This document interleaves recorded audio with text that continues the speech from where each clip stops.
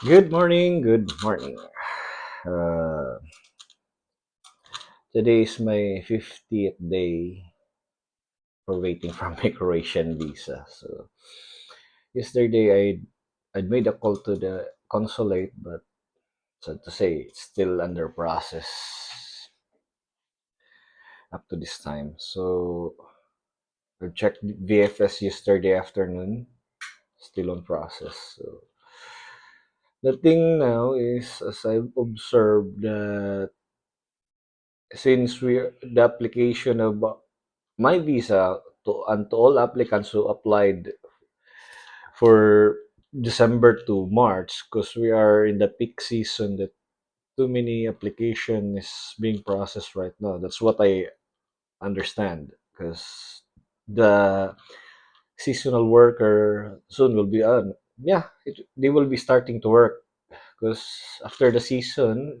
on August or September, the season is will be ending because it will be shifting to winter. So we know Croatia have different seasons there. They have summer, fall, winter, something like that. But for me, that's I have understand that it may take too long. Well, my work permit. I received my work permit last February 27. Yeah. Then I applied March 3. So up to now, it's already a 50 days. According to VFS, the last time I in my blog that it's only the maximum is 15 days. Sorry, correct. The minimum is 15 days. The maximum is 45 days time frame for the waiting of the visa. So according to my office, the last time we talked, it it should come early, but we don't know because due to the volume of paper visa are being processed right now. So all we need to do is wait and pray. So as a friendly advice, instead of uh, telling negative in this social media, talking negative in the social media, why you don't study the basic in Croatian language? Instead of nagging, stressing yourself, how about you study the basics? Like I do. Ever since I received a job offer, I already started researching the language itself.